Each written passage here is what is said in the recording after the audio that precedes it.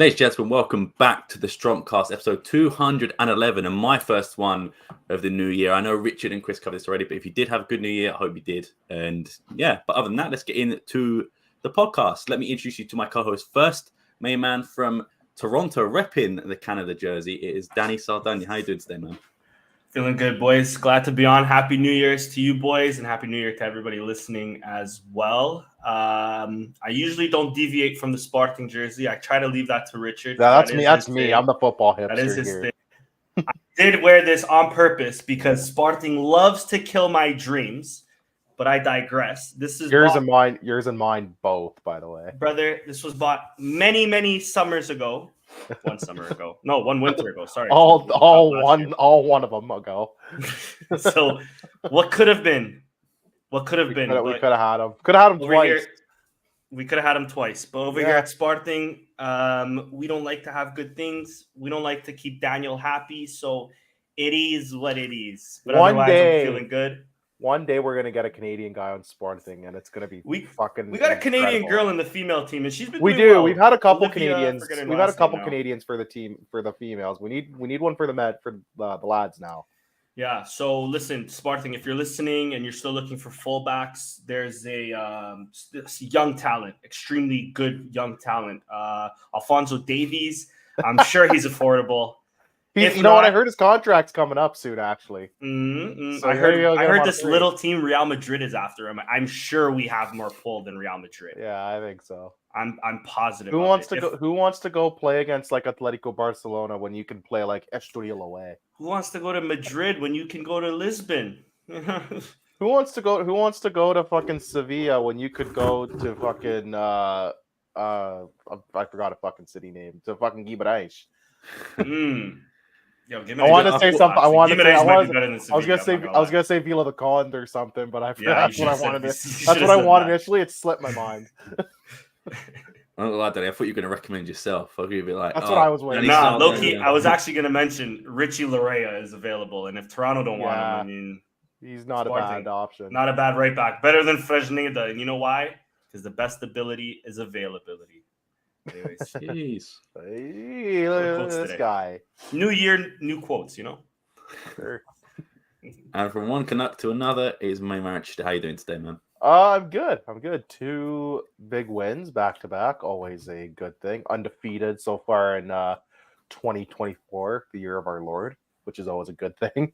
No complaints. I'm doing well. It's snowing like crazy here. Or was snowing like crazy here today, so a little bit of a damp mood on that. But other than that, Sporting's playing well, so I'm happy. I'm in a good mood.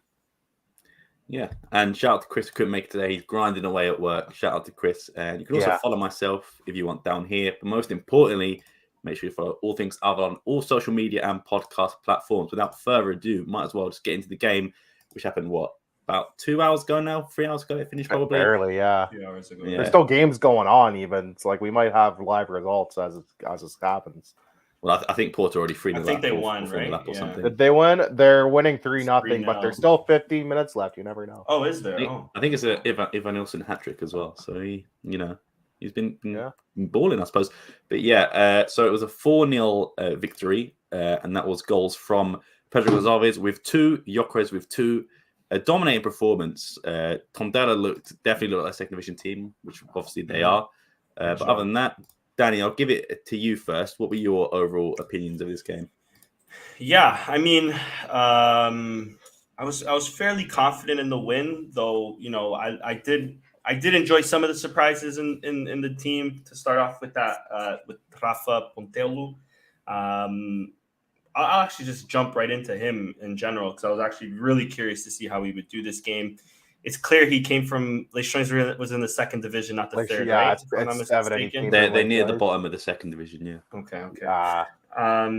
But he did look like a second division player. But there's a player there. There's potential there. I'm not going to kill him. I mean, he's young. It's his first game. He just came to the club. You know. I did like some of what I've seen there. Maybe on the ball, he has to start improving a little bit, especially to play under Amorim. But other than that, I mean, he did give away the ball a few times. There was one where Tondela, it was still 0-0 if I'm not mistaken in the first half. and he basically took the heaviest touch. A touch I would take at the hanger, but that's I'm a 28-year-old playing at the hanger. So. There's some improvements to be made, but nonetheless, I did like what I seen from him. There is definitely a player there. A little shocked to see Netu, but I was thinking maybe that just means that Ishgayu, Lord help me, Quaresma is basically solidified for the league in terms of in the starting 11, right? With at least Diomande in AFCON. And nonetheless, Netu, I thought, played really well today too. Dominating performance. Tondela is always that tricky team. So going into it, I was a little nervous. But once we started and we were just – they really couldn't get a sniff unless it was like breaking out on the counter. I really enjoyed Bragança today. I thought Bragança played well. His assist for the second – was it the second goal to Gyökeres? Gyökeres scored the second? I believe it was the second one, yeah. It was the third one because Pot scored the first two. We're all starting to blur together the last couple games. So I thought his assist was good. He was ready for it. Like he was just, anticipated the ball well. Simple pass. Gyökeres slots it through. Or am I thinking, was that Pot now? Maybe it was a Pot goal. Anyways. Both had 2 goals. Pot and yes. both had 2 goals apiece. Pot's first one was the deflection from a Nuno Santos shot, which Pot just sliced in. Sorry, it was Pot. It was the second goal. Yeah, it was Pot. Yeah. It was off the goalkeeper passing the ball out. Bragança anticipates it. Yeah. Boom, gets the ball to Pot. Pot scores, slots it in.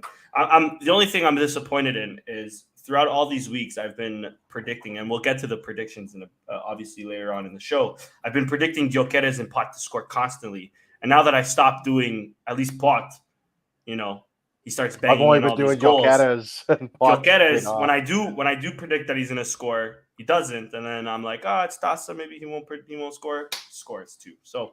But, there was the one game we thought he wasn't going to score, and then he scored like 4 goals or like a hat trick or something, right? None of us predicted him to score. I'm like, shit. We all missed points. Dumienz when we thought, he's going to. It was the Dumienz game. We thought, he's not even going to play, and he ended up scoring like 3 in the first half. Yeah, and on that same quote that I mentioned earlier in the show, one thing I'm loving about Gyökeres is his best ability is also availability too, because this brother plays every fucking game. Time. There's no rest. Taça da Liga, Taça Portugal, the league, Europa, it doesn't matter. He's gonna play. He's ready for it, and I love that. I don't think we've had a player like that since. You can maybe make the argument Pot is that player. He's had like a few injuries, but I feel like we haven't had a player like that since Bruno Fernandes, because Bruno Fernandes seems to never get injured, and he's always playing, always banging in the goals, always contributing somehow to the team, even when he's not scoring, which is just amazing from Gyökeres. What more can be said? I mean, Sugu came in. I thought Sugu did well. Rumors that we turned down 15 million. I love to hear that, because I do think there's maybe a player there. Let's get it so we can get 20 million then. All right. 30, 45, around there. If we're turning down 15 million, that shows, if he can keep it up, we can bump that up at least a few million. I also like that too, because it's not, how can I say this? You know how Benfica back in the day, it was the George Mendes special. It was an academy player from Benfica, isn't really getting his feet wet, so let's sell him for 15 million. I'm glad we're at least, taking the finger to that, but yeah, I thought he came on and did well in his 20-minute cameo. I wish we seen a bit more of him. I understand it was 3-0 at the time, so when Hulman came on, so I thought maybe let's rest Hulman. He deserves the rest. Let's play Yusufu, but nonetheless he came on. I thought he did well, and nothing more, boys. Just a good victory, a solid team performance, back-to-back solid team performances. We're finally scoring goals in abundance, which is great. I just hope this pipeline doesn't start running out, but long may it continue, and long live Sweden. That's all I gotta say. Love that. Yeah, I love that too. I'm not going to piggyback too much on what you said, but yeah, dominant performance was never in doubt. I did feel a bit sorry for the Tondela keeper. He made so many mistakes. Yeah. And, it's not nice to see, especially when we see it happen quite a lot with our main keeper. So just had to get that little shot in there before I continue. But yeah, I thought Pedro Gonçalves was great. Of course, Gyökeres was great. The only negative I have is I thought Trincao was not very good. He had so many chances to score. There was two. There was one near the end where it's literally a 1-on-1 with the keeper. He puts it wide. The other one, I want to say it's Paulinho passes the ball to him, and he has pretty much as an open goal and hits it straight at the keeper. I'm just like, you need to be burying at least one of those. Like if you want to solidify any position, like spot in this team.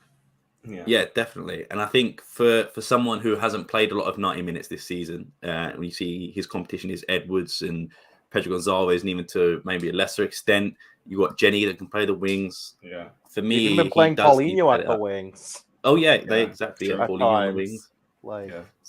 And with recent rumors linking Trincao to Marseille, I don't know. I think if the price is right, yeah.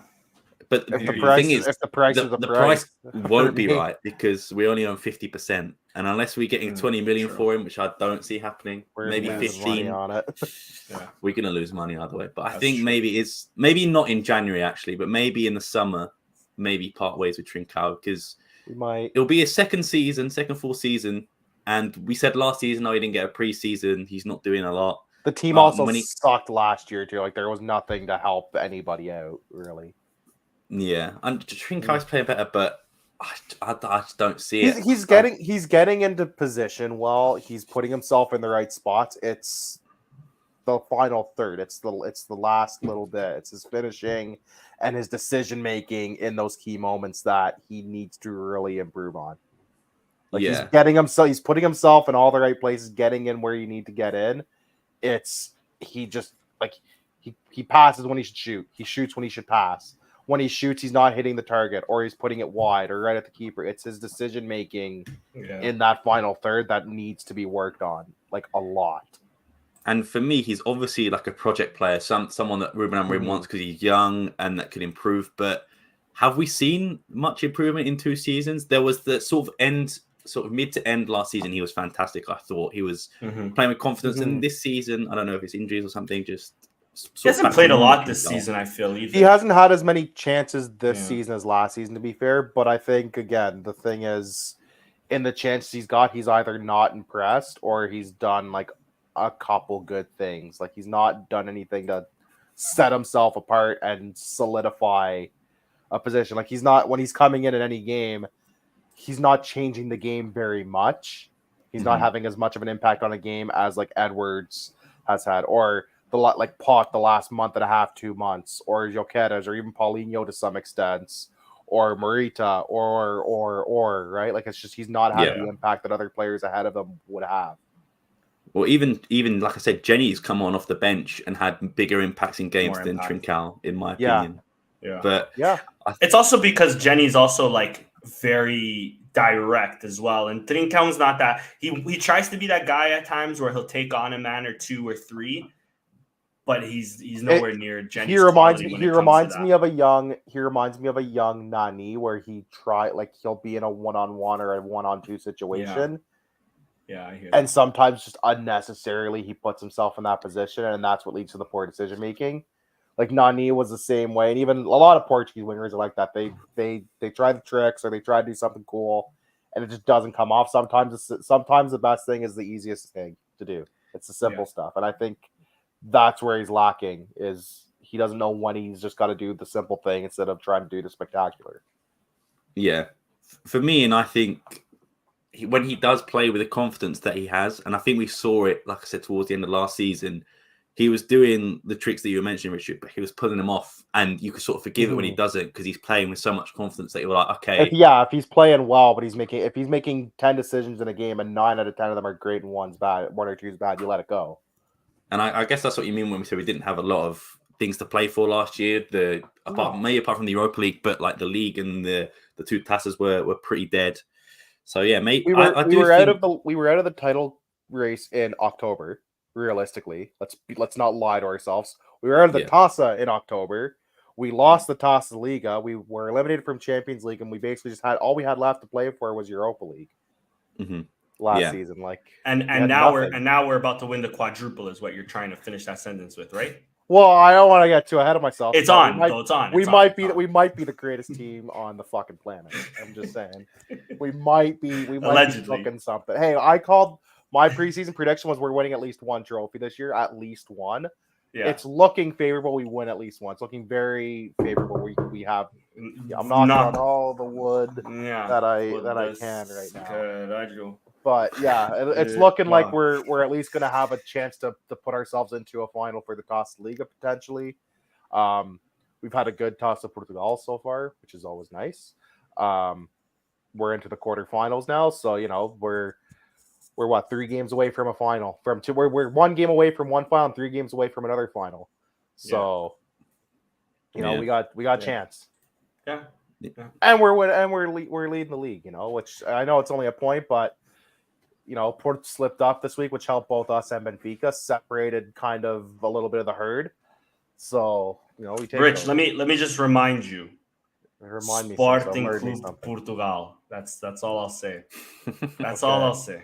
That's all you'll say. It's like the Toronto Maple Leafs. It's like the Buffalo Bills. It's like the Blue Jays. We find a way. A lot of the Toronto teams. All the teams I love, we find a way to fuck up. So I'm with you. I'm with you. Yeah. Fight optimist, but I'm with you. Yeah. The only other things I want to add about this game is for Israel played pretty well, made that great save that you mentioned from Pontelo's mistake. I thought fantastic save. There was the goal that was offside, but it was offside, so it doesn't count. Probably could have done better, but it was offside, so no one really cares. It was offside. Yeah, exactly. Yeah. But like I said, I thought everyone played pretty well. That apart from, I thought like I said, Trincao played meh, and I thought Pontelo as well played meh. But like you said, first chance in a big club and in a big that's probably one of his first games ever on a main TV as well. So the fans, everything like that is going to be that. But Gyökeres scoring again. In all honesty, I didn't think he'd play. I thought he may be off the bench, maybe do a Paulinho, Trincao, and maybe like an Alfonso Moreira or someone else. But we should know that Ruben Amorim does not like to rotate unless it's the centre backs who always seem to be different players every time. Crazy. He rotates when you don't expect him to rotate. Speaking of him, though, I thought Alfonso Moreira came on and did well. He almost had an assist, I think, Paulinho tried to set him up back, but he did really well to win that ball in the midfield. And just quickly on Pontelo that I forgot to mention earlier. My only fear with this kind of, because one, as we know from Ruben Amorim, when he plays youngsters, he likes to play them against Porto, not against Tondela. So that's one, a shock that he played today also. Yeah, but he didn't throw to the Wolves. Exactly. And like Fresneda against Atlanta as well. Yeah, there you go. But the other thing is like, as we've also seen, he has very little patience. So is this performance gonna make him disappear off the map? I mean, I don't think so. I don't think he was that bad personally, but knowing Ruben Amorim, it might. Yeah, and I mean, we've seen mistakes like that from Inacio and even Helco Coates, who's 33 experience. So these do happen, and so I think he's got to stick with him. I think we'll probably see more cameos off the bench. I don't think he'll start another game, especially because now in the quarterfinals of the Taça, Final Four of the Allianz Cup, obviously get into that deeper stage of the Europa League. Some tough teams now. Yeah. I guess it depends on how the first leg of Europa League goes. If we're up by quite a few, obviously I'm not going to say we definitely aren't going to be, but that's the only reason. If you're going into your second leg up 3 goals or 4 goals, you could realistically rotate at least a few guys on the team. Yeah. I think if we're winning, he's coming on with a cameo, but it does worry me because obviously the other left-footed centre back is Mateus Reis, but we know Inacio can play in the middle. What does that mean for Eduardo Quaresma? Like Danny said, is he the main starter? I thought he would have seen minutes today, but I guess last game he did sort of end up with a cramp or a muscle injury or something. So maybe that was just a precaution. But yeah, we'll see with that one. Richard, what about you? Do you have anything to add to this game? No, I'm not going to add really anything. I didn't really get to watch this. I was reduced to highlights today, just working commitments and stuff. Get a job. No, nothing to really add. I saw the highlights, really happy with them. It seems like they're kind of running on all cylinders last few games. They're taking their chances more, which isn't very typical of Sporting historically. Thank you, Sylvia. We appreciate that. It's I'm happy. We're through the quarterfinals. We're hopeful. It's not bracket. It's still a draw for the quarterfinals, correct? Yes. Yeah. Okay, so we might still avoid a tough team depending on what goes on. Okay. Yeah. I mean, at least tomorrow will, at least no matter what, one tough team. Braga or Benfica, one of those two is out. So we know one historically difficult team is going to be eliminated tomorrow. I'm praying for the team in red. No, it's good. I'm not going to add too much. Joketta's 2 goals. What can we say? Pot, really nice to see him coming into form the last like 2 since probably late November. He's really been kind of turning on, getting some goals and assists. So I'm happy with it. No real complaints on this game. But yeah, I didn't really get to watch, so I'm not going to be able to add anything. I don't want to talk to anything I'm not knowledgeable about. Yeah, fair enough. Just to clarify, so the teams that are left in the Taça Portugal, I believe, as I'm looking now, Marítimo play Larea tomorrow. Gil Vicente play Amarante, I think that's how you say it, tomorrow. Okay. Amarante, yeah. There you go. Vizela versus Aroca, Benfica Braga, we mentioned. Santa Clara versus Nacional, and Victoria Guimarães versus Penafiel. So there's quite a few. That's a derby too. There's a few tricky teams left still. Yeah, even from those, we know Porto's already in. It's even eliminating currently. Yeah, boys, hear me out. Here you go. I think we're rooting for Nacional against Santa Clara, so that maybe we can match them in the Taça Portugal. I don't want to go to the islands, brother. Listen, hear me out. Remember our title-winning season? What was I know where you're going with iconic game? But how shit was that to watch? I understand, but these are sacrifices we might have to make. We also still have all white kits this season as well. Yeah, but like that game was they would have been better off. You know what would have been better watching than that game? They would have been better just crushing up a can of Coca-Cola and passing it around the stands. That would have made for easier watching. I'm going to rewatch that game tonight, actually. How did that game ever go ahead? You are crazy. Bro, our players almost died on the trip there. And they were like, all right, let's fucking play. Fuck this hurricane. Like, that was so bad. You're a masochist. You're a sick guy. You know that? I love Portugal. You're the only good thing that came from that game was all the pictures afterwards. Like João Paulinho. Yeah, it was like hard. It was hard as hell. After that game, I knew what we were about to do. You had the feelings. I had the feelings. See, for me, that game, I didn't have the feelings until the Braga game. Until the whistle blew at Bovista for me. Even then, yeah. I was one of the ones thinking, fuck, if we tie or lose to Braga, then we're gonna go in this game, and then we got to go into this game, and then it's the Bovista game, and fuck, we're gonna go in, we're gonna fuck that game up, and now we're gonna be at home to Marítimo, who caused Alcochete. Because I'm like, oh fuck, we're screwed. It's done. It's over. It's Jover. It wasn't until the Braga game where I'm like, oh, we might actually do it. But I'm like Sam. It wasn't until like we were 1-0 up and like had the ball with like seconds up. I'm like, oh, we might actually still do it. I didn't even see the goal. I was behind so many people because I was watching at the Sporting London Cafe. Yeah. Just so many people. I didn't even see the goal. I was like, okay. And then I had to wait until the game finished. Like people would tell him in front of me, obviously the sound stuff. But man, I've still not watched that game fully. I've seen the highlights, obviously. Even after that game, I was still like checking the standings to make sure it was actually true. To be like, make sure like the math don't math.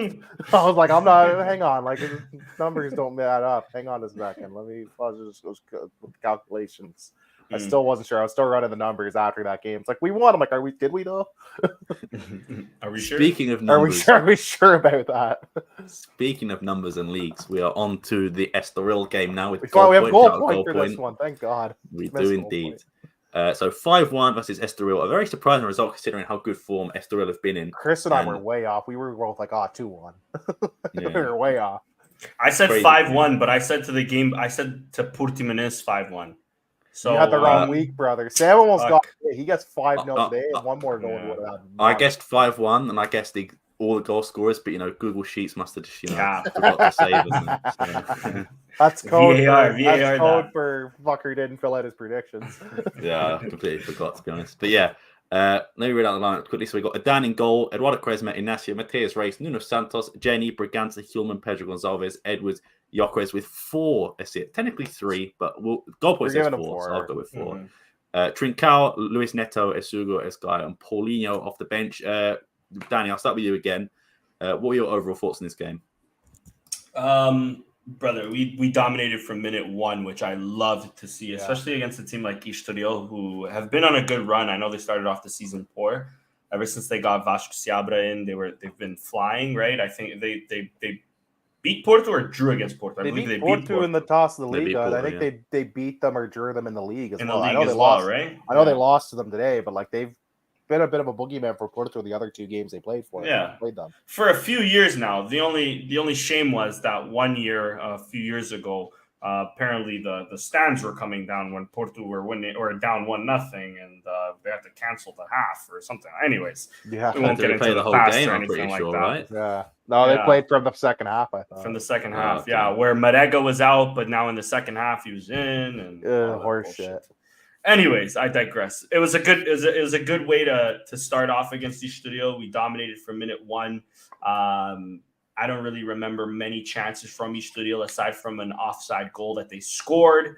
And I'm only going to mention that because it pissed me off on how, I don't want to rip Adhan every podcast, but I have to. No, feel free. That's what we do. How poor it was for him to just not really come out and stop the cross from coming in. Okay, thank God it was offside, but had that not been offside and it's 1-1, it may possibly be a different game. But nonetheless, well done from Sporting from minute one. Gyökeres, again, like you said, 3 assists. His goal didn't count. It was supposed to be an own goal. Fucking bullshit. I had him predicted to score. That would have been at least an extra point. Well, goal point gave it to him, so. So are we counting them in the predictions? No, goal point. The official. The league didn't give it to him. The league didn't give it to him. And as much as goal point is gospel, we got to go with whatever the official competition committees decide. Apiturado, boo. Yeah, that's good. No, but I'm kidding. But yeah, no, Gyökeres, what a fucking beast. I mean, on both of the Edwards goals, Edwards had to even do the little, whatever it is. That was amazing. That's going to be a meme to come as well. Pot getting back in the goal sheet. I think Pot had a solid game as well. Not just scoring, but playing well as well. Jenny was fine. Nuno Santos, I don't know about Nuno Santos. I didn't think he was bad per se, but he's definitely not the heights that we once seen him at. I think this goal pumped up his goal point rating a lot, I think. 100%. He had a lot of, especially in the first half, he had a lot of missed passes. That left side. He's been a weird player this season. Yeah. No, he definitely has. That left side is always the side where they try to attack us the most from. I'll say this. I think if Torino come in again for him for 20-15 million, I think we'd be ridiculous not to take him. Or not to take it. Maybe not so much in January, but I'm saying more so in the summer. If someone comes in at the end of the season is offering 15 million or more, anything above that, you take it on a run. We paid what? You take it. You buy Lelu from Casapia, or even Richie another name Larea doesn't come to mind. Richie Larea. If someone comes that we spent $7.5 million from him. You're making pure profit at that point. You're making that's a great piece of business. Yeah, exactly. Again, but not to say he was bad per se. I don't want to say he's bad. I think he's still our best left back right now. I think Matheus Reis is much better suited to center back, as crazy as that is, because he's nothing impressive there either currently. He's just an average serviceable player. He's nothing special. Yeah, he gets a job done when he needs to. Yeah, exactly. He's too attack focused, and I think at left wing back. I think even Jenny defends a lot better than Nuno Santos, for example, right? Yeah. And Jenny's very, very attack focused as well. Only other thing on Nuno Santos that I want to say is I think he's using Rogaine because I don't know if it's the blonde. But around this area over here, it's still bald. This area, it's been filling in a lot more lately. In the wrong area, then he's got to fill in back here. Nah, but you got to start in the front and work your way to the back. So I respected Nuno. If a Turkish team comes in from experience there, Daniel. Yeah, you're seeing a lot about the corners. The corners are receding a little bit. I'm thinning a little bit. I'm That 26 and slowly thinning. That's all. It's Jovi. We don't mention that. But I mean, especially if a Turkish team comes in for him, we'll give them the discount. It's good business out there. That's in his contract. He gets one of them treatments. Fernando Santos, the Besiktas, you know, he's getting the man back. If you want a 40-year-old Quaresma, you'd probably want a 29-year-old Nuno Santos. He's going to go after. He's getting Quaresma, Danilo, William, and Nuno Santos. He's getting bringing the band back together, baby. Bringing the band back together. The only other thing I wanted to mention: kill the man, but not the idea. Facts.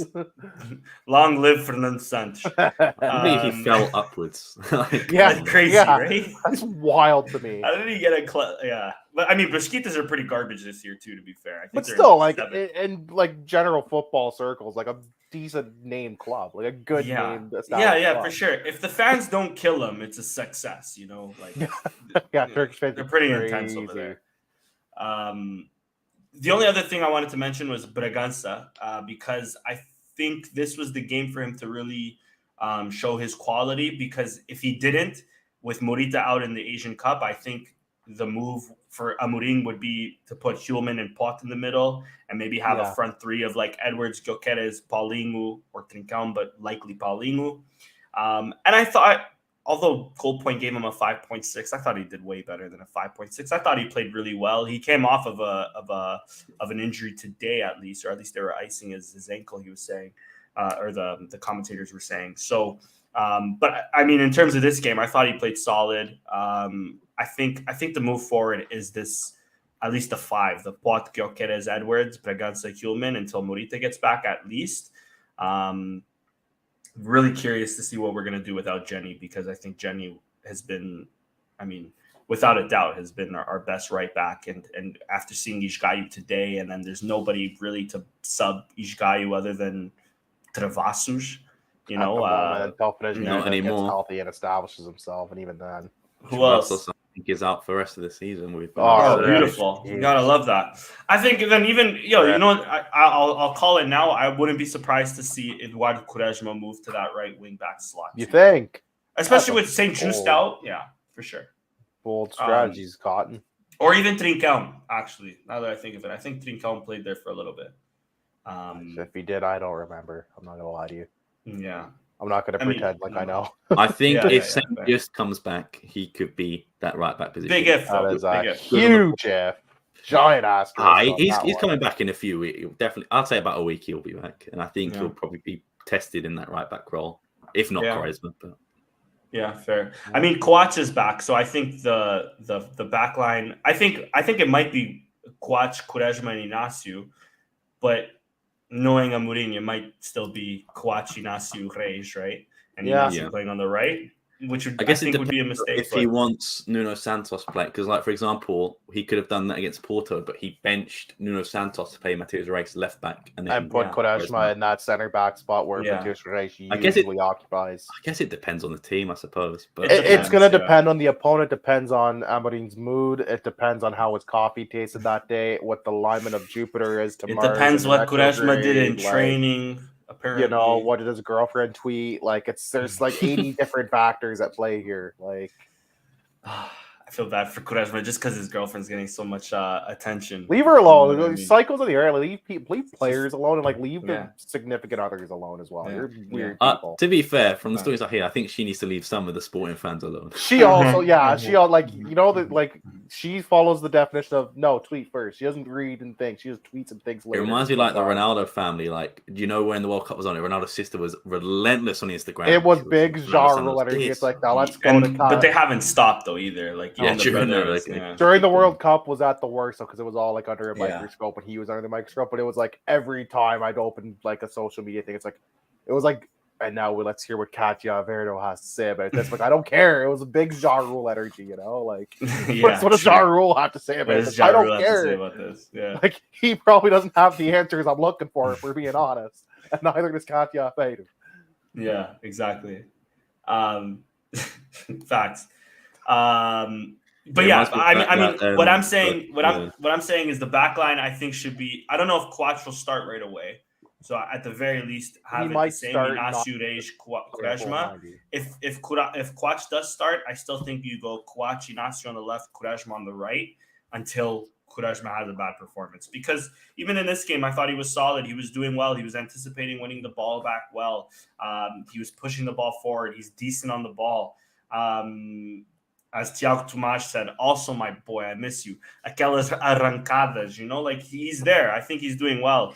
So I think we should give the guy a bit more opportunity. Like I said, I was shocked to see him not starting today. But with that being said, maybe that means that in the weekend when we play, he's going to start because I think he does deserve it. I think he's been playing well. It's not just the Porto game, but now it's the Estoril game, and hopefully it'll be the next game and the game after that. And then at least we have a reliable center back because we are very thin without Diomande, without St. Just. You said next week. I don't know if he's coming back next. And if he does come back next week, he might be gone the week after. He'll be gone for a week. He'll be gone the week. He'll be gone 6 weeks after. Yeah, he's got like a paper cut or something out for the rest of the season. Yeah. So I mean, got a hangnail. Like who the hell knows? Yeah, exactly. So who knows? Yeah. Other than that.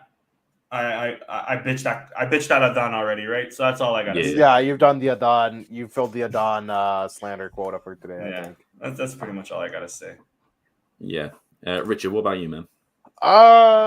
Pretty happy. Got a 5-1 win. Me and Chris were in the same camp last week. We're like 2-1. Estoril was gonna be a pain. I was not expecting them to come out that strong out of the gates. I'll never complain about it. I thought everybody looked pretty good. There's not much more to say about Jokeres and Marcus Edwards. Both were phenomenal. Edwards getting 2 goals, could have had a hat trick.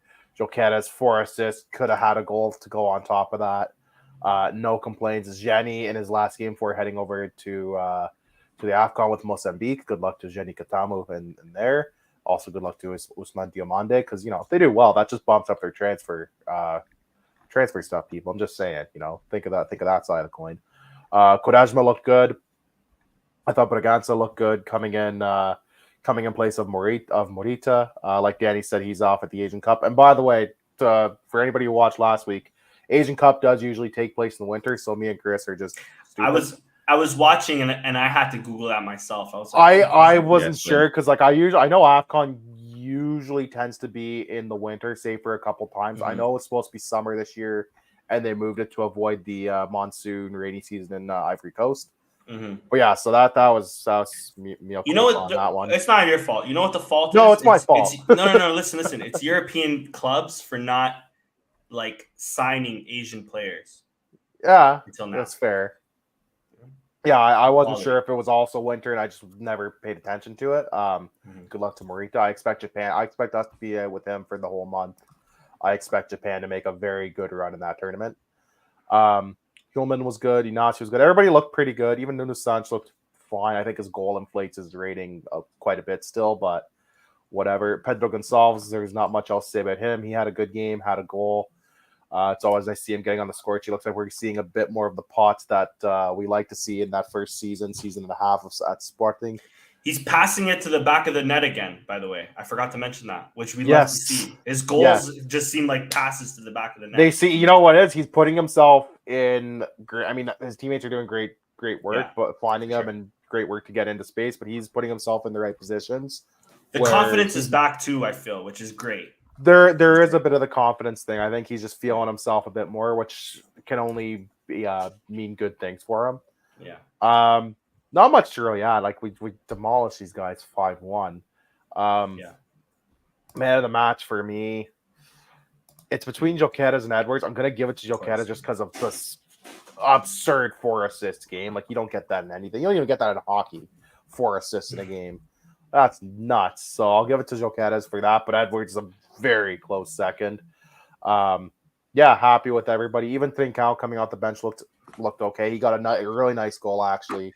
To be fair, to pot that one in the corner. Isugo came on, looked fine. Esgaio came on. He was just average, which is, I guess, great for if you're a Ricardo Esgaio fan. Neto came on. One of the best games of his all time. He's an average. He's going to go down as one of the players of all time. Neto came on, another player of all time. And Paulinho came on, didn't really do much. Didn't really have much time to really make much of an impact, anyways. And it was already like a 4 or 5-1 game at that point, I think, when he came on, anyways. So he had to do a whole lot. It wasn't like they were hunting for a goal. Mm-hmm. No complaints. We started the week. The game week, so we actually had a 4-point cushion initially. Benfica won their game to keep pace with us, just a point behind. And Porto obviously dropping points in the derby to Boavista. Shouts Boavista. Imagine if they were getting paid, what they could have done. Chris will say that every week. Imagine if Boavista players were getting paid.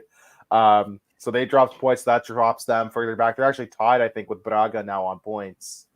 And they play, I think, in the next week or so, if I'm not mistaken. So that could be a very interesting game because it'll really shake up the title race potentially and the European spots. So we'll have to keep an eye on that. Overall, no complaints. It's a 5-1 win. If you have complaints in a 5-1 win, you're kind of a little insane. There's not much to really be upset about. I complained about the Adan offside goal. So, like, you trying to say, Rich? You trying to shit, brother? You can complain about Adan. Like, you can all complain about him almost every other week, it seems. Nice. It was like 4-0, I think, at that point. Like, I'm not going to really be too pissed off about that. Like, it is what it is. 5-1 win. It helped everybody with their fancy stats. No complaints. Mm-hmm. Yeah. Definitely. I won't be piggyback too much off what you guys said, but I thought Quaresma played very well. He's definitely taking this momentum. If it is just momentum or it's now permanent form is yet to be seen, but he's doing very well with what he's been given so far. Mm-hmm. And I think he's not just impressed a lot of people, also shocked a lot of people just how good he was. Because remember, before Porto, he only played, generally think it was about 25 minutes, and that was him coming on. 25 minutes later, him coming off because he was having such a bad performance. Yeah. Amrin was just like, you know what? Yeah. It's worth me taking you off again. So from going on that to being I think in this game, our best defender. He's incredible. Good for him. How the turntables. Yeah. I'm going to disagree with you slightly, Danny. I thought Braganza was okay. I didn't think he was great. And it does worry me against teams that are a bit more physical than Estoril. If Braganza will be the man for the job. If let's say we were playing Porto, I couldn't imagine Braganza being in that midfield. I feel like Morita is one you have to have there, but that goes, where'd you go from there? If we do play against a big team during AFCON, who goes where? And maybe it's Asuga, that's why he's getting all these minutes in like a physical game. Maybe you want Asuga there. Maybe it's it'll likely be Pot though. I would imagine if this was like a bigger, like, no, not to put a slight on the studio, but I imagine if this was a tougher game, we probably would have seen Pot slide into that midfield duo, Paulinho and then Paulinho or possibly Call me crazy though. But I think that's too attacking. You know what I mean? We put Paulinho up top, and even though Paulinho plays defense, don't get me wrong. I think Paulinho is a great defender for his position. It's just Pot being in the midfield isn't really good in our defensive strategy, right? Even though we have in this current defenders with formation, yeah. Because to me, you only have playing true midfielders in this formation. Really, it's not like if you're playing a 4-3-3 or something. You have two midfielders, so you have to really work extra hard to control the midfield in these games. Yeah. For me, we're playing against Braga in the Allianz Final Four. I don't know if Braganza is the right man for it, and I don't know if Pot is either. Me. But I just don't know if Braganza. I love Braganza. He's genuinely one of my favorite sporting players, even though I think this season he's not been great and he's not had a lot to do, in all fairness. But I do just like him, obviously, being an Alcochete boy and, finally breaking into the first team and obviously getting that horrible injury, which would affect any player. But, an ACL injury is one that some players... Any serious knee injury to especially like a soccer player is devastating. Yeah, exactly. So... Me. That's why my career is gone, That's why he's playing at the hangar. He's not lighting up a BMO field. Exactly. But other than that, I thought Pedro Gonçalves is getting back to form. He has, I think, the last maybe 2 or 3 games, I thought he's been incredible. Back to his old self. And I think a lot of that does have to do with how Gyökeres and Edwards are playing. Both Edwards, I know we talk about Gyökeres all the time, but I think Edwards this season has been phenomenal. Unreal. He had a lot of haters beforehand. And I do think a lot of that, again, is Gyökeres obviously assisting him on the goals this time. But I think this year, Edwards' creativity and his finishing in general have improved massively. So I think Edwards has been phenomenal. And I think he's arguably been our best winger, obviously Gyökeres being our best forward and generally best player. But man, I think Gyökeres and Edwards is a scary duo, and definitely put the league on notice. I think they've just been fantastic. Other than that, I will say I was very surprised that Dan used his hands for something this game because we don't see it often. Shocking behavior. But he did use one of his hands at least. Let's suspend him for the rest of the year. Yeah, is what I'm saying. Like this is unacceptable. He could have killed him. In a club like Sporting that are saying this, like, oh, he's discussed this, suspending him. I'm like, yes, please do. Like, I agree. Please. I agree. Yeah. Honestly, let me be real here, guys. Let me put on my serious face here. For a club as mine that I love to represent, that's all about fair play, and I think we send him to the under-19s for the rest of the year, so he learns his fucking lesson. We buy a goalkeeper, so we permanently replace his stature in the club. And guess what? If we can't sell him in January, we sell him in the summer, because this is unacceptable. This is unacceptable. Danny next to G is one of the most unserious people I've ever come across in my life. Like, the only person who tops you is my guy G. He loves to troll. You're not too far behind. That's great company to be a part of, bro. Oh yeah, elite company. Both don't know ball. Both me and him, we don't know ball, but I think you're both the same height actually as well. So short kings, like genuinely, yeah. Even better. I felt tall. I did feel tall, a little tall next to Danny. Not much because like the guy. Yeah, well, I was like, hey. Not much because the buddies we came with, like, we're both like 6 foot tall, towering so, like, over they towered us, over both of our short ass. Rich, you're lucky I didn't come in my Timberlands that game. I don't even know what I was fucking wearing. It was fucking cold. It was so cold that game. I might have been wearing Timbs. I can't remember now. It's 2 years ago, dog. Yeah. Like, I remember what I had for lunch yesterday. Like, crazy. But no, yeah, I thought Dan. Yeah, I agree with what you said, Danny. But to be honest, if I was being like serious, I'm surprised he didn't get sent off for that, because I'm a little surprised. It's that still image of like the one I showed, that the Portuguese league love a still image of a foul of anything. So I'm surprised. VAR probably just didn't catch that. That's just the simple. That's what I'm wondering, if they just completely missed it because there was other calamities going around, right? Like, yeah. But let's not push this agenda too much, because I don't want rival fans to start thinking we're getting away with certain things when we're really getting like killed by the referees. Yeah, you can maybe point to like 2 or 3 things that maybe we got away with, and then like a 10. Just point to the whole game against. Yeah, for every like one thing that's happened like that we've gotten away with, there's like been 2 things for that one thing that we're like, I don't know about that. Yeah. Little one of these. You can't see my hands. One of these, Yeah. Other than that, I knew he played for Estoril, but seeing Mangala lace up and come off the pitch is always just like... Man, that was a trip. I forgot Mangala was even playing still. That was... I saw him come on, I was like, what happened to you? Why are you here? What happened to my man? Because what the hell's a polar bear doing in Arlington, Texas? Fucking vibe. Yeah. It genuinely is like, do you know when you start playing like Football Manager in a new season, you see this free agent, you're like, oh, I know his name. Some of the free agent signings are hilarious. Even in FIFA, you get some of those too. Like, bro, but you know what's crazy? Random ass free agent signings. But it's been happening. Aroca just signed the Algerian right back. What's his name? Hashimi or something like that. He used to play for Boavista. He went to a club in England. Hold on. Let me I know last year, Morientes, or 2 years ago, they signed Kevin Mirallas. Yeah. Gaetan Tapacos de Ferreira as well. Hamache, do you mean, Danny? Hamache, there you go. Yes. There you go. Is it Aroca? Now I can't see it on Wikipedia.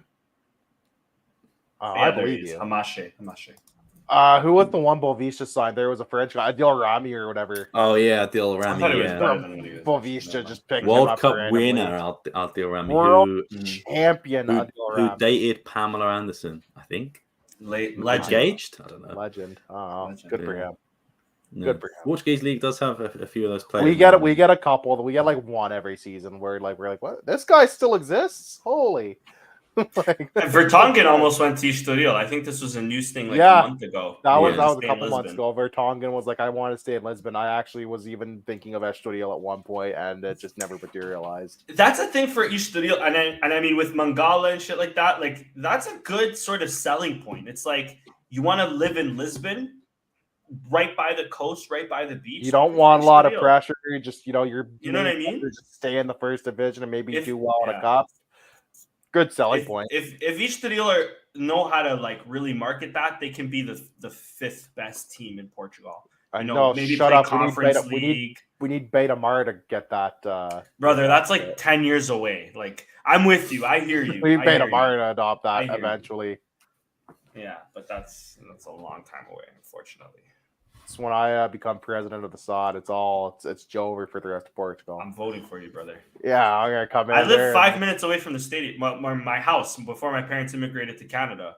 It's from 5 minutes away from the old one or the new one? The new one. The old one on maybe like 10 minutes, 15 minutes. I'm like, because I was right down. That was right downtown. When my parents went this past fall, my dad's like, I knew where I was going if it was the old team because I had no fucking clue where to get to the new one. He's like, I hadn't been there in like 30 years. Mm-hmm. He's like, I knew everything. And he's like, get to the new one. He's like, how the hell? We're fucking lost. I might put myself in danger here if there's anybody from Aveiro, which I highly doubt it. But just for you, Richard. So the new stadium is in this little village called Tabueira. And my parents' house is in Azurva.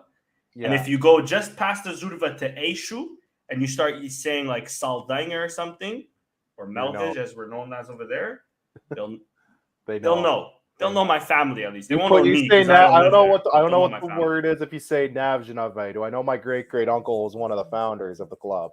Oh. Antonio Pino das Naves is one of the founding members of Beta Mar.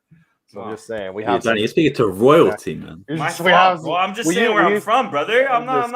We have some connections, you know, about that life. I pulled out. Richard had the Uno reverse card. I had the plus 4 stacked. All right, my fault, King. My fault. It's all good. But no, other than that, I'll give my man of the match to Edwards. I feel like he deserves it. Dan, I don't think you gave yours, so I'll give you a man of the match. Just to be different, I'd give mine to Edwards too, but just to be different, I'll give it to Gyökeres because he did most of the legwork for most of his games. You want to be different, you would have picked most of his goals. Okay, then I'll fucking pick no, I'm kidding. No, Gyökeres. This is my favorite Swede since Matt Sundin, honestly. He's good. This motherfucker don't miss. That was my first year. Matt Sundin was a fun player, to be fair. I like Matt Sundin. Is that broke my heart going to Vancouver, but it's just like Lietzen going to Porto, basically. So you didn't go to I said earlier in the show. Go to Montreal would have been worse if we went to Montreal or Boston. Yeah, Vancouver, you could kind of stomach. True. But like I said, earlier in the show, my teams, they're all the same team. They just have different names. They all let you down in some shape or form eventually. Yep. I know the feeling. Yeah, on to the predictions that we spoke about earlier. Mm-hmm. I did not submit mine for, it didn't save. So the 5-1 it didn't save. Yeah. And all the goal scores were there, but just didn't save, man. But yes. So Chris and I got 2, Danny got 1. For the guys, we need the chat or the everybody watching, we need to start being held more accountable, myself especially included in this. Okay. We need to start being ripped on Twitter, especially me and Sam in this case, because we keep forgetting. You got I said this in the group chat. You guys I need have like left a reminder a on lot my of points on the table. phone. Yeah. No, I'm with you have left a lot of points because you guys I keep doing it for fantasy as well. I just keep forgetting. And then I was on it for fantasy. He's on all day. And we'll see it. For fantasy. I made some changes this weekend. You're kicking ass in fantasy.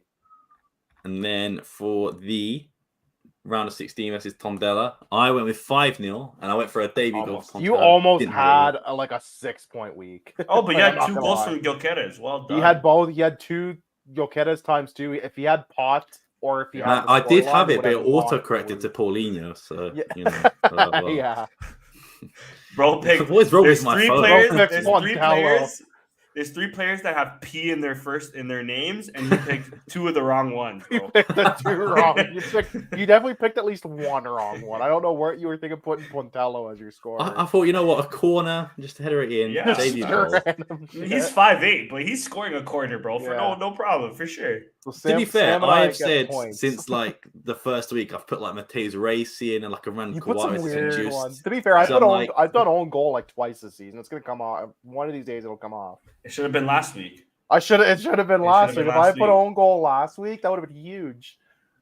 Yeah, Richard as well getting 3 points, Chris getting 2, and Danny only getting 1, unfortunately. But you know, as we all had Bragança. We were all kind of hoping Bragança, a couple of us, and we all knew Jokeres. A few of you hoping for Paulinho. I wasn't that confident in Paulinho. I'm glad I was the only one who went with Pot. That helped me. But if you go up to leaderboards now, Sam, I do believe there's a bit of change. So Chris and I were tied heading in this week. I have leapfrogged him by a point. And Danny, you and Sam have left a lot of points on the table because I'm ahead of Sam. I'm ahead of Sam on goal difference, I think. Yeah, Richard, why am I at the bottom, man? I just updated the points like before the show. Like, what do you want from me? Man. This Canadian bias. I gotta fix the positions anyways on this because it still says Chris is also sharing the lead, so I'm gonna change that real quick.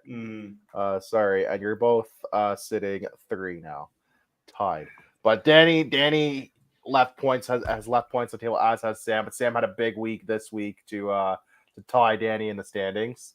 I might just fill out the rest of predictions for the season, even if I don't know who's I'm gonna start doing 11-0 and just naming 11 players, starting 11, and one of them will hit, you know, and then we'll lose like 1-0 every game.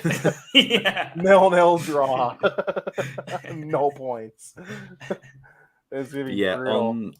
From league predictions to fantasy, which for me is I left points on the board this week. I already know because I could have caught up to Chris even more. So we'll start from the bottom, I suppose. Yeah. I actually had a decent game week, I think. 63 points. Obviously not compared to you guys, but Danny, you're a fucking monster. And I'll tell you about the changes I made this week too. Thank God it subbed in Nuno Santos because he was on the bench. He saved you this week. Did not play, which is good. You got to sub out Morita. He was already there. I just didn't have another transfer ready. He didn't have a transfer. You can do the wild card thing. I think the I don't know if it's once or twice though. That's the only I think it's. If it's like FPL, I think it's once. I don't really care to use it. I'm just FPL is twice, so they've given you the second one as well. Yeah, so they give you one for winter, one for this. For the okay. Yeah, Bruma's not done much for ages, so I feel like I'm glad I got rid of him early this season because and also Galeno. I thought Porto were going to win, but obviously Bovista, paying the Porto game hurt a few of us. Yeah, Trubin was a good one though. I thought it was a decent shot. That was smart. He's a solid keeper to keep for the rest of the season, I'd say. Yeah, this one, Jokeres gave me pretty much all my points. Jota and Eustáquio are the kind of the ones that let me down, and Thiago as well. Rich, let me just say, I think we need to drop. Well, I don't have them. You need to drop the Canadian bias. I left a few points for Mateus Oliveira and obviously Diomande and Banza both on my bench, but I forgot to vice captain anybody this game because Banza was on the bench. So that's what killed me this week as well. You need to drop I gained 2 more points on Chris this week. I'm within under 100 finally. Slow and steady, baby. I've been trucking along. From Rafa, 15 from Jokeres, 4 from Carlos Falcao, 6 from Hector, which is a very rogue shout, I suppose. Yeah, I think Rich might have. Chris 9 points left on the bench though. Too. Dave calls him, by the way. Dave calls him Broha. No, he calls him Cocaine Quadrado or something like that. Shout out Dave Pereira. I love that. And then to the leader, second in Canada, by the way. Dan. Oh, let's go, baby! Nuts. That's wild. Crazy. And I'm sure I left points on the bench. Let's check your bench in a second. How, did you? You left a combo. So I got Costa from Gonçalo Costa from Portimonense. Yes. I also got Banza, who didn't play, and I took out. I had Andrew there. I just took him out for Guimarães' beekeeper. And who did I get? Or not beekeeper. Costinha was a great shout. Costinha was a good shout on your I've had Costinha for a few weeks now, though. Anyways, I basically added Banza to this team. So once he starts scoring again, I'm that's what's caught me up to Chris is was putting Banza. I've been getting guaranteed points off him every week. But let me also just say, especially to Dave Pereira, if you ever end up listening to this, if he ends up not scoring anymore, my bad. I'm sorry. It's because I picked him up. My bad. Yeah. I've had him for a bit. That's what's kind of cut the lead from like almost 200 points down from like you guys down like under 100 with it well, go back to leaderboard. Let's see. Let's actually run the numbers here. This also might be a crazy transition if you are planning on speaking on this sound. But one player that I think has made the big difference for me this season has been Benfica's Rafa. Rafa's been huge. It's been huge this season. We'll go there. He's how I had to move some stuff around to get him in my team, but he's been huge for me. I went from being about 200 points behind second place to under 100 points in the last month. He's nasty because of Rafa and Banza, and to a lesser extent, Ascenda from Vizela as well has helped me out. I was going to say Gyökeres, but it doesn't matter. We all have Gyökeres, but we all have him, and he's all captain. Yeah, one week someone didn't have him captain or something, but that's what's helped me is I've been getting like 10 points, gaining like 10 points on Chris one week, then like another 5 another week, then like 2 this week. I left a couple points on the bench this week, but just that kind of stuff. I mean, technically we did sign Rafa Silva, but then he changed his name. So. Because we're getting into, now we're done with the game. So before we get to Modalidade, I'll ask both of you, what do you make of the Rafa to Sporting rumor? So I just want to explain it quickly to people who aren't sure. So it was this account who I'm not familiar with, but I've seen a few times, but 10,000 followers. I don't know if he's a joke account, but he tweeted this and then some other Twitter transfer sources picked it up as well. That basically, to translate it, is just that 100% that Federico Varandas is committed to guaranteeing Rafa at zero cost because his contract runs out. Apparently, to make him the highest paid player for Sporting as well was the rumor. Wild. So one guy tweeted this, and for some reason, the journalists ran with it. Yeah, and they asked Ruben Amorim in the press conference, who said pretty much, ridiculous. No way, like it's not happening. He obviously hasn't been informed.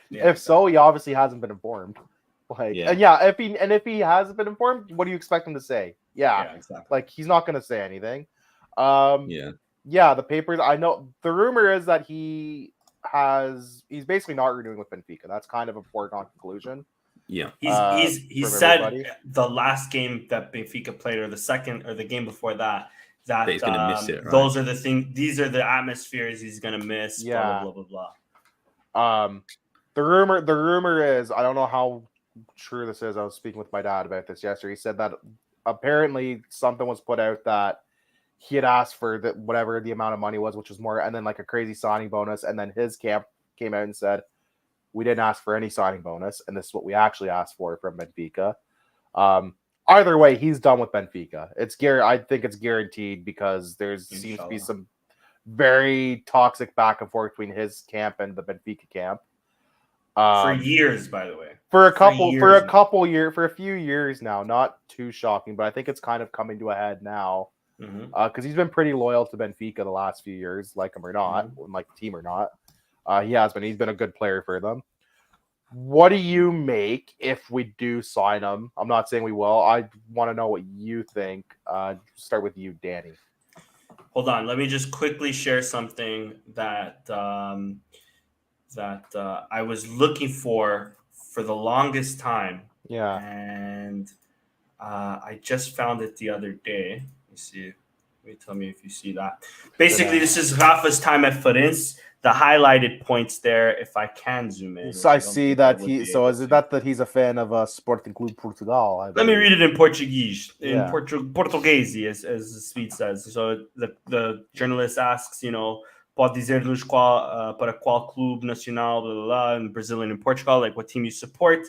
Rafa says, Portugal sem dúvidas que é o Sporting Clube Portugal.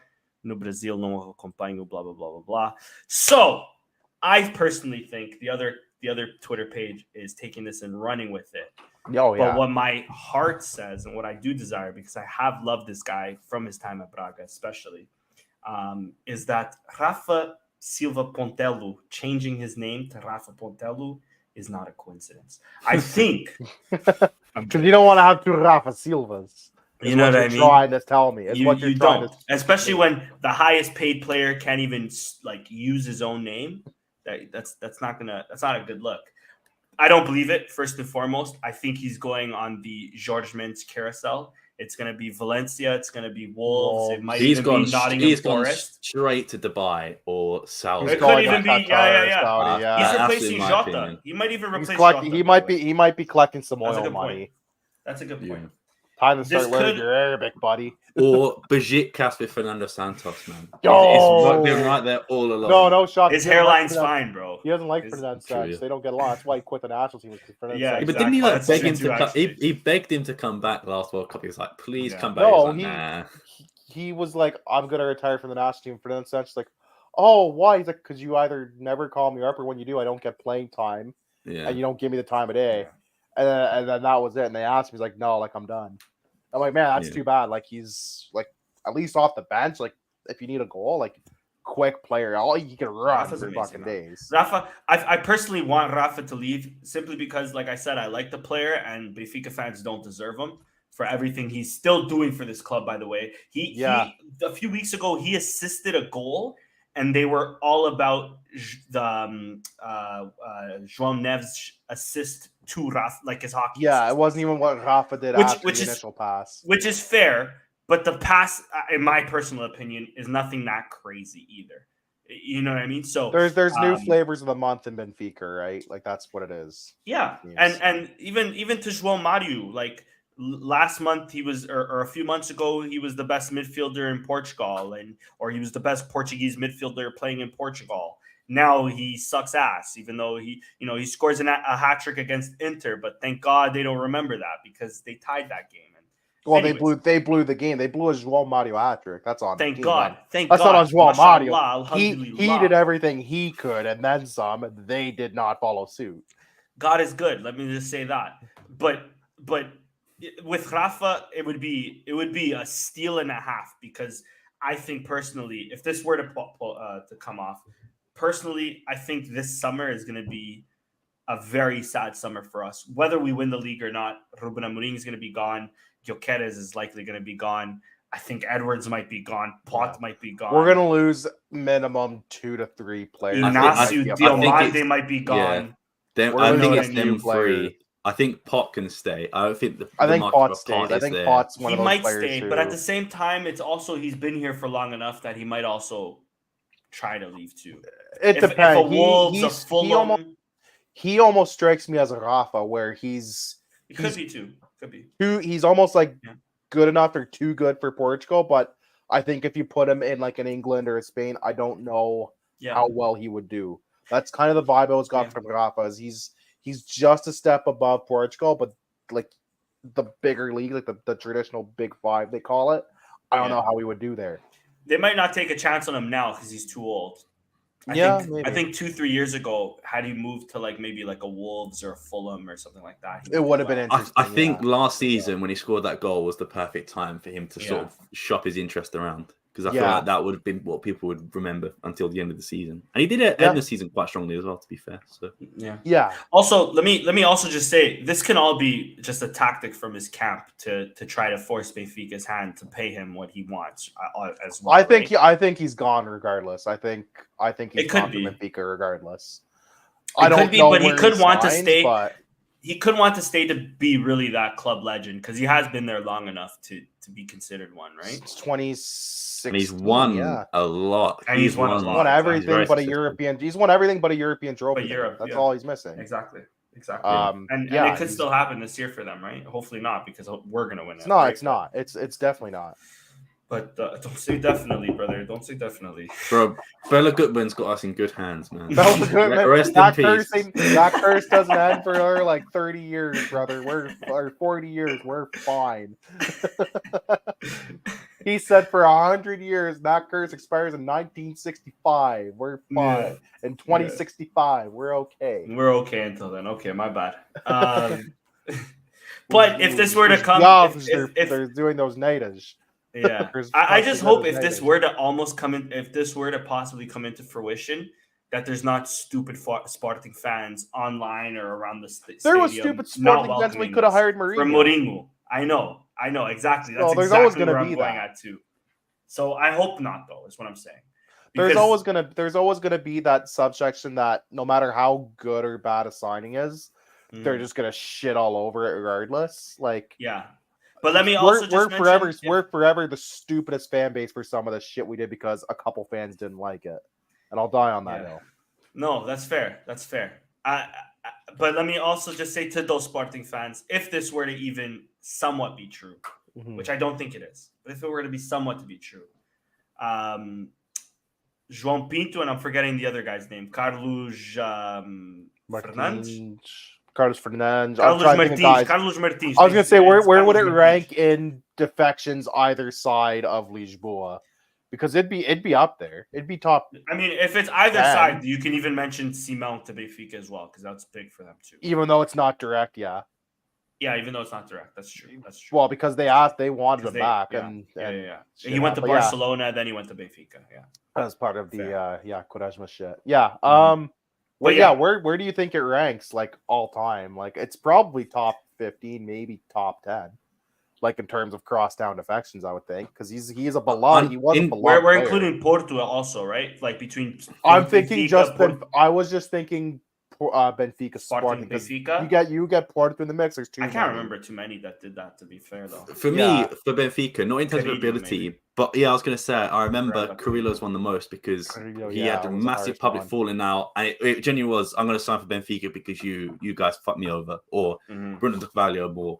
You fucked me over. So that's what it felt like to me. That one could be up there because then he played like half season. He won a title, but was shit, and then got sold to Watford or wherever he went. So he had a lot of stops after that. Yeah, Bruno Cesar, of course, the goat to shoot the Bruno. It's not direct though. It's not direct. Yeah, no. I'm just trying to think.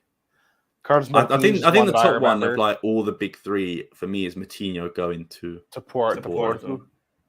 Bro, you can even make the argument Lietzen to Porto is the biggest because he won them the league, basically. Yeah, but I think we had an opportunity to sign Lietzen and we said no. So his first choice was always going to be Moutinho for me. Whereas Moutinho forced his move now. Yeah. He was club captain. Yeah, he was beloved. He was club captain. He was the youngest club captain in history. He was beloved by fans in an era where there wasn't a lot of players who were very beloved. For sure. And then to see all the success he immediately has with Porto while we were in the fucking trenches, I think that's probably one of the ones. Yeah. If you're just looking at players, if you're looking at coaches, it's Mourinho going to Porto from Benfica. Jorge Jesus, to be fair to us, Jesus would be second if we had success with more success with Jesus. Even I think at the time that it was still a massive crazy deal. It was like that was unbelievable. I still didn't believe it until he was there in the stadium doing his like jumping. Yeah. It wasn't until like the social media release and the press conference. It was like, oh shit, they actually did it. Yeah. Yeah, but, that was wild. My only other piece is because Chris and I talked about the sod last. I was just going to say quickly on this one, just before we move on, is that for me, there's two camps I'm in. I want Rafa to piss off the Benfica fans, so I would take Rafa. But I also think, I think we've got enough players that are very good on the ball and quick, but don't have end product. And for me, that's Rafa to a T. Is he better than Edwards? For me, personally, I don't think so. No. Obviously, not better than Gyökeres. Trincão, yeah, of course. He's better than Trincão, yeah. Better than Pot this season, maybe. But I would still prefer Pot in our system to Rafa. Does Rafa come in and play? And does it make much sense with Danny said, I think Amorim's gone as well. If Amorim leaves, does this make much sense? Not to me. But it only makes sense if we lose Edwards. If they know they're losing a big winger, If we lose Edwards, maybe even Trincão now with Marseille there. Then that might be why. They were saying to make Rafa a highest paid player. At the moment, it's Camacho, whose contract ends in the summer. So what? That's great. Who? Houseway. I'm pretty sure Camacho is a highest paid player at the moment. Who? What the fuck? I just found out that there is a Sporting Academy player also named Rafael Camacho. He's actually very good, that one. He's actually okay. The other Rafael Camacho got injured. How? You're not doing anything. It's like you're not doing anything. You're not playing games. Crazy. My brother in Christ. Crazy. Champions League winner, that's guys. That's like crashing your car without the key in. Like, come on. Have some respect. Champions League, bro. Respect.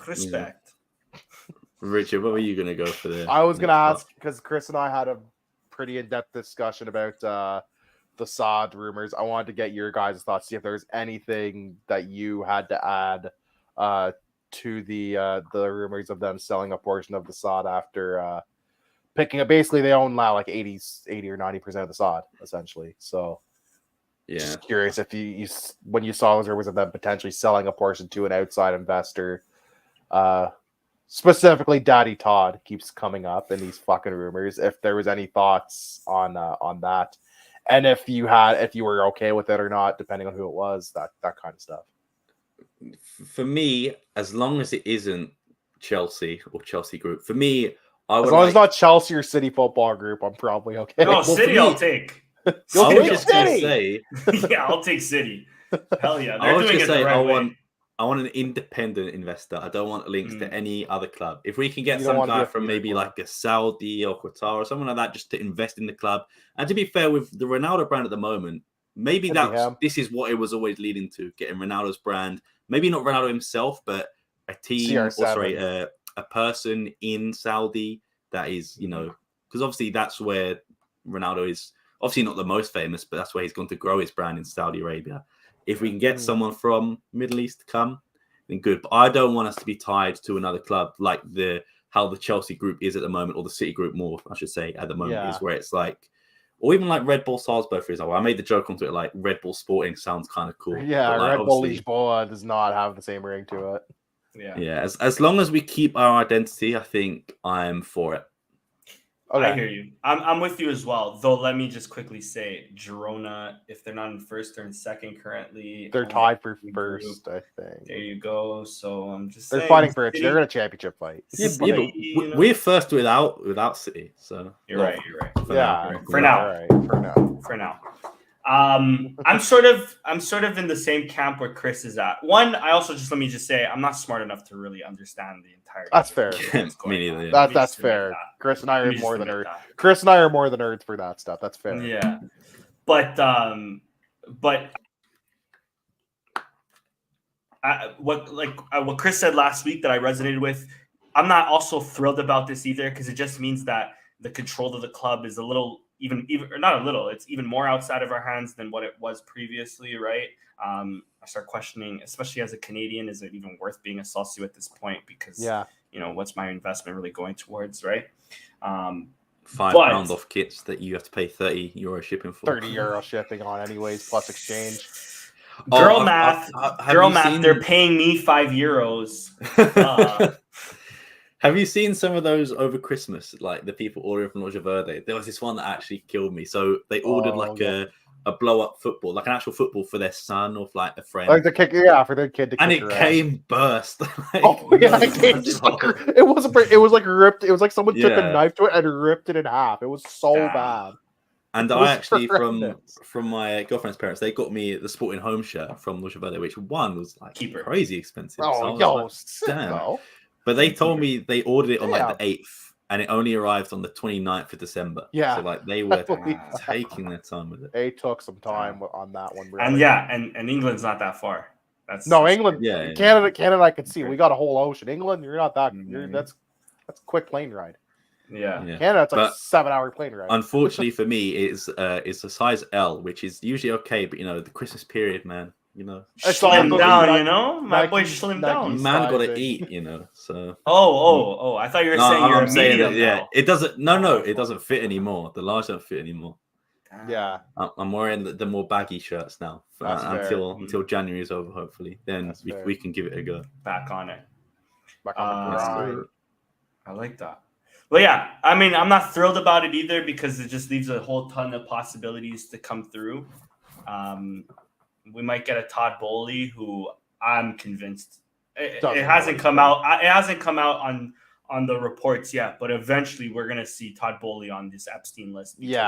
the amount of 16-year-olds he's signing is just ridiculous, personally. Someone check his hard drive. Someone check the hard drive. Like I made the joke about young boys. He lives him on the other hand. You know what I mean? Like, but yeah, like it's also like there was some copium on Twitter from like Chelsea fans and some Sporting mentions like, oh, like, what do you mean they're doing great? I'm like, I don't know that lighting your money on fire is a sustainable business model. Just gonna go. Yeah. To be fair, it's to where Chelsea are at now. As someone who works in marketing and business, not a great business model. Not sustainable. But Chelsea have marketed themselves so well recently that nobody's expecting shit from Chelsea, which is insane. Because a few years ago, if Chelsea were third, they're sacking their manager. Oh, it was. They lost today to Middlesbrough, literally about an hour before we went live. Yeah. Well, actually, that's 5 minutes before we went live. So. Thomas Tuchel won the Champions League with them and was sacked. Like 5 months after? Like 6 months after? No, even that. I think it was like insane. Maybe 3 or 4. Exactly, maybe less. Yeah, exactly. So that's what I'm worried about. One is that, but two, I'm more so worried about the potential of Chelsea, even City, coming in, making their money. Not really. I mean, they purchased the VMOX. That's the money they get. That's the money we get. But other than that, what other investment are they really going to make in our club that they don't want to hold on for themselves? Do they see any real potential? Like, or do they just see us as we're going to be a feeder club, or do they see it more as let's collaborate on some stuff? Exactly. And I would only say City, for the most part, has kind of left their teams kind of to their own devices for the most part, whereas the Red Bull teams are a little bit like for example, they're a bit more connected. Yeah, Salzburg, Leipzig, they'll transfer players. The thing with City, at least, that I like with City that we haven't yet seen of Chelsea, but also Todd Bowley's only been around for couple years, for like a year now, maybe, is that they'll still loan out their academy players. And for the most part, City academy players are pretty good. They're decent at the very least, you know? I mean, Chelsea's best player right now is a City academy player, right? So I wouldn't mind like something like that. If Chelsea maybe had the youth system that they had a few years ago, I'd maybe be inclined to accept like something from Chelsea where maybe we can get like a young player to come through. But from the flip side, does that damage our young players by getting? Yeah, like I think our academy pound for pound is better than Chelsea's. I don't know. I don't know. I think the players that are great are better than the Chelsea players, but I feel like the in between. I think the middle of the pack. Yeah, I feel like the middle of the pack for Chelsea, at least a few years ago, were better than our middle. Because our middle of the pack, if we're being realistic, it's Chikulamba currently.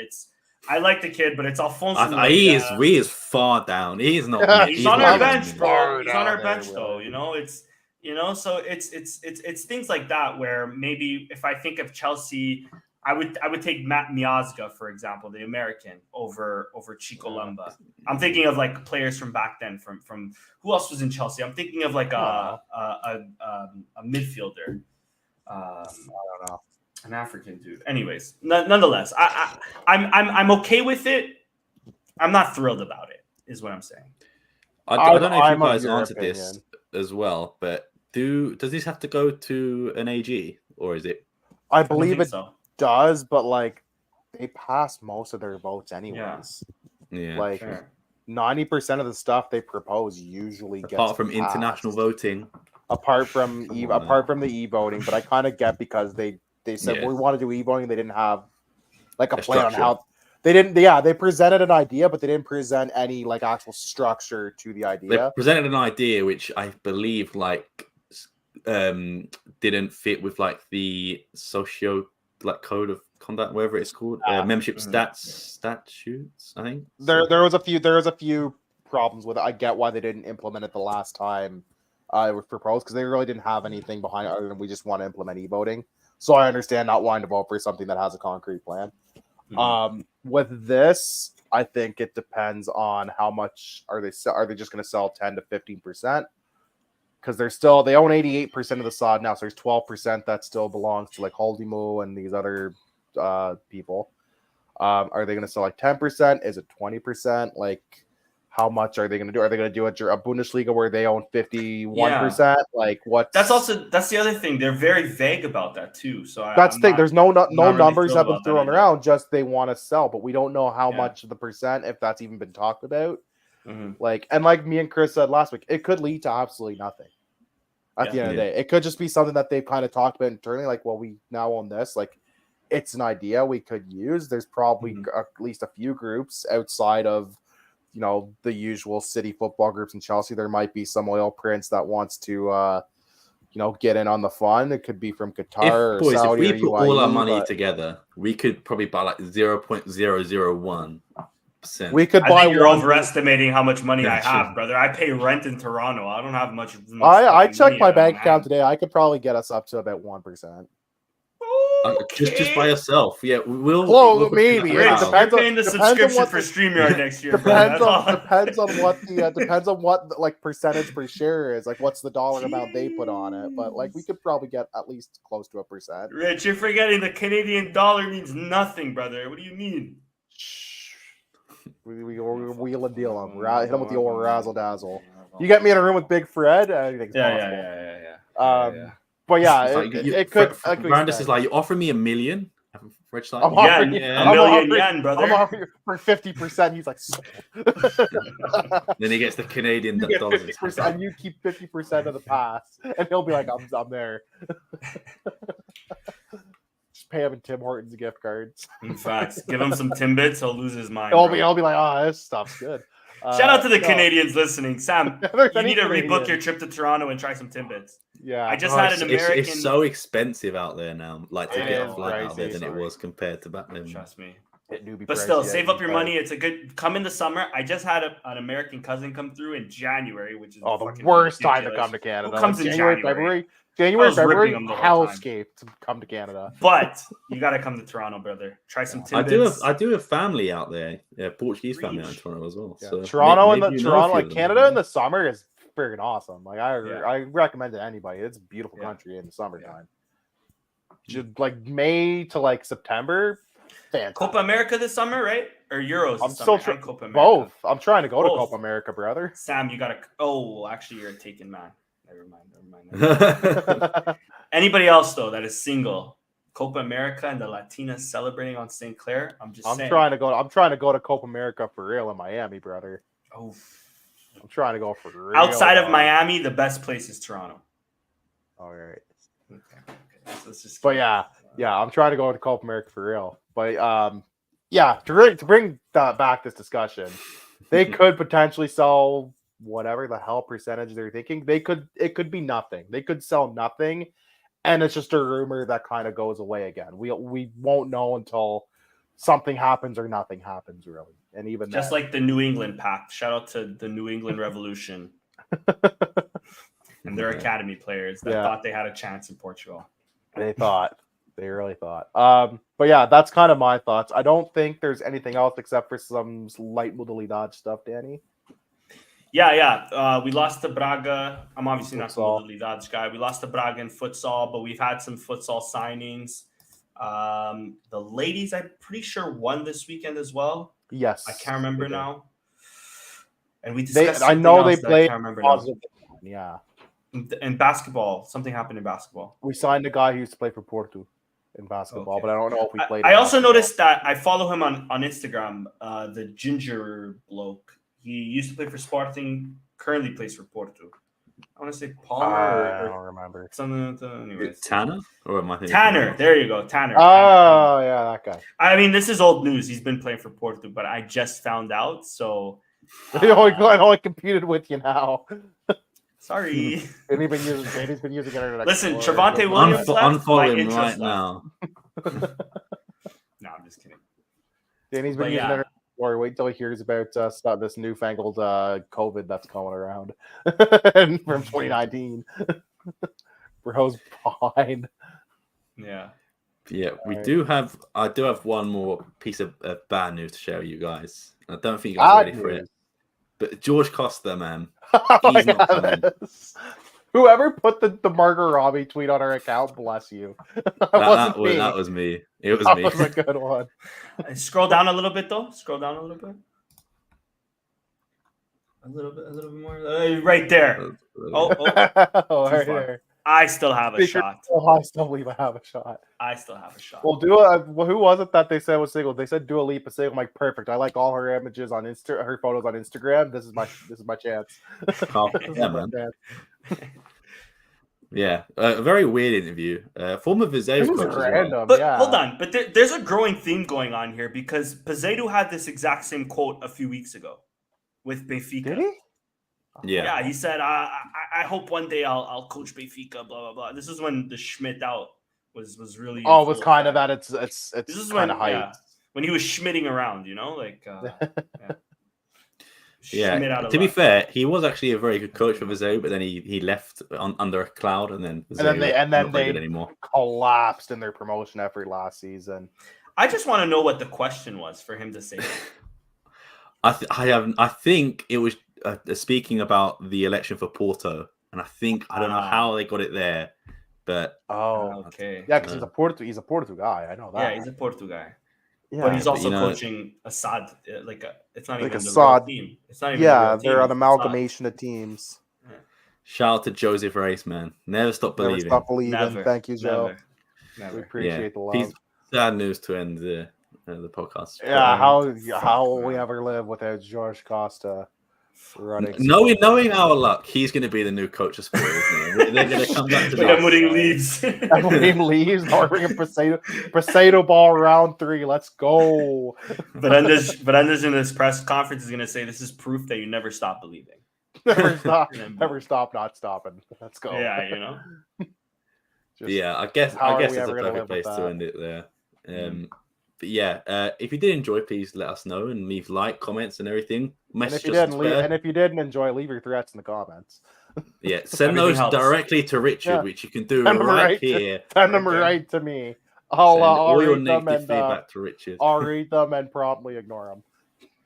Send all your positive feedback to to mine. I'm very insecure, so please, all the positivity my way. We really gotta help Danny out these days. 2024 is all about love and positivity. This is your year, Danny. This is your year. Thank you. I think so too. It's gotta be somebody's year. Might as well be yours. If not, there's always 2025, man. Might not be mine. Might as well be yours. That's true. Yeah. Make sure you follow Chris as well. Couldn't be here today, but shout out to Chris as well. You can also follow myself if you wish. Feel free to leave any comments there.